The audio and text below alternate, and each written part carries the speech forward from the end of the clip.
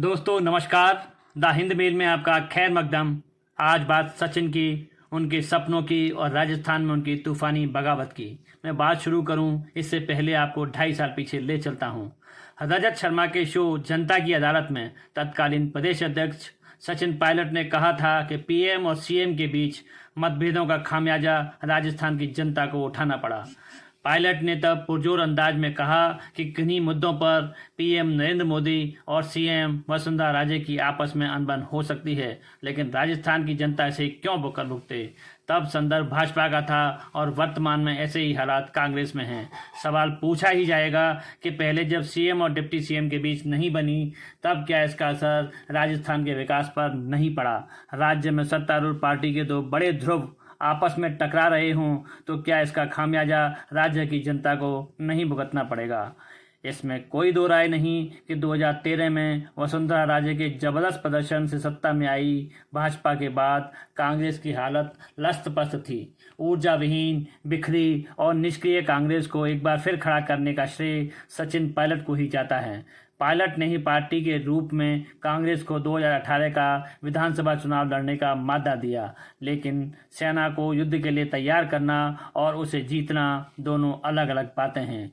चुनाव रूपी युद्ध जीतने के लिए कुशल रणनीति के साथ ही अलग अलग संभागों के स्थानीय छत्रपों, राजनीतिक और जातिगत समीकरणों और जनता की नब्ज को पहचानना जरूरी है। राजनीतिक बिसात पर शह मात के खेल में वही योद्धा साबित होता है जो अपने प्यादे से लेकर घोड़े वजीर तक सही जगह फिट करता है। गहलोत इस बिसात पर पायलट से 21 साबित हुए। फिर भी यह अकाट्य सत्य है कि पायलट ही कांग्रेस को ड्राइविंग सीट पर लाए। चुनाव में पार्टी के बाद उन्हें वरिष्ठ नेताओं को दरकिनार कर नंबर 2 का नेता बनाया। प्रदेश अध्यक्ष के साथ साथ डिप्टी सीएम का भी ओहदा दिया, पर कुछ समय बाद ही पायलट ने इसे लात मारकर दूसरा रास्ता चुना। कहते हैं महत्वाकांक्षी होना जितना जरूरी है, अति महत्वाकांक्षी होना उतना ही खतरनाक। शायद यही अति महत्वाकांक्षा सचिन के लगातार आगे बढ़ते कदमों को खा गई।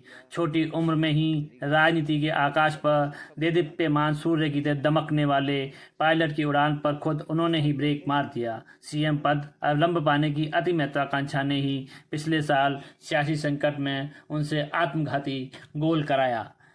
किसी राज्य का मुख्यमंत्री बनने की चाह न रखना कोई गलत बात नहीं है। गहलोत तो सीएम हैं ही, इसके अलावा भी कांग्रेस में और भी नेता हैं जो मन ही मन सीएम बनने की चाहत पाले हैं। इनकी कतार लंबी है, वे इस दिशा में नाप तोल कर कदम बढ़ा रहे हैं, लेकिन उनकी महत्वाकांक्षा धैर्य के घोड़ों पर सवार है।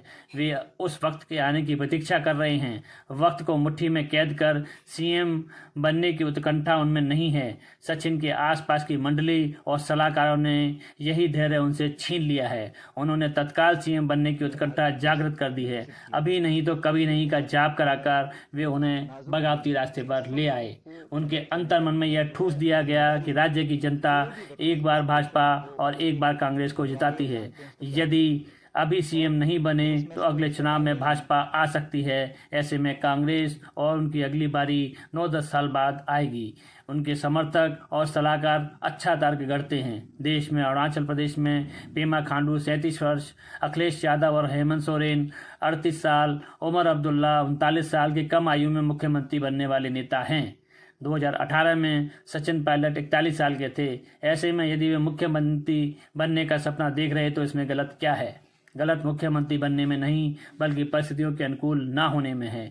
पिछले साल बगावत ने पायलट की बंद मुट्ठी खोल दी, जिसमें सिर्फ 20 विधायक ही बंद थे, यानी बहुमत के लिए जरूरी 1/4 से भी कम। सारे हालात गहलोत के पक्ष में थे और जब परिस्थितियां अनुकूल होती हैं तो गलतियां भी क्षम्य हो जाती हैं। लाख टके का सवाल यह है कि हाईकमान का अति दबाव डालकर यदि सचिन पायलट को मुख्यमंत्री पद मिल भी जाता है तो क्या वर्तमान खट्टी मीठी राजनीति में वे 2.5 साल चल पाएंगे। क्या पायलट भी निर्दलीय और बसपा से आए विधायकों को अपने पाले में बांध कर रख पाएंगे जिस तरह गहलोत ने रखा हुआ है। क्या गहलोत गुट के विधायकों की फौज उन्हें उस आज़ादी से काम करने देगी जैसा कि वे चाहते हैं? क्या विधायकों और मंत्रियों का टकराव सचिन के मुख्यमंत्री बनने से रुक जाएगा? इतने सारे सवालों के बीच अब सचिन के ही तर्क पर आते हैं। क्या गहलोत वर्सेस पायलट से राज्य की जनता का नुकसान विकास न होने के रूप में नहीं हो रहा है? इस सियासी घमासान का मजा छुटभइये नेता ले रहे हैं। सत्तारूढ़ नेताओं को विकास से ज़्यादा दिलचस्पी कुर्सी बचाने और कुर्सी गिराने में है। इस सियासी घमासान और रस्साकसी से इतर यदि सचिन धैर्य की रथ पर सवार होते तो आज हालात दूसरे ही होते। वे निर्विवाद रूप से राज्य के दूसरे नंबर के नेता होते, प्रदेश अध्यक्ष भी रहते। युवा सचिन में वह ताकत है कि वह गहलोत के साथ मिलकर एक बार भाजपा और एक बार कांग्रेस की पर पार्टी को बदल सकते हैं। वे जनता में विश्वास जगाते कि कांग्रेस ही प्रदेश को विकास के पथ पर सर पर दौड़ा सकती है। ऐसे में यदि कांग्रेस 2023 में जीतती तो सचिन को मुख्यमंत्री बनाने में कोई किंतु परंतु नहीं चलती। तब जनता से लेकर हाईकमान तक एक ही आवाज़ आती कि सचिन ही हमारा मुख्यमंत्री हो, पायलट ही राजस्थान के विकास का जहाज उड़ाएं। जय हिंद, जय भारत।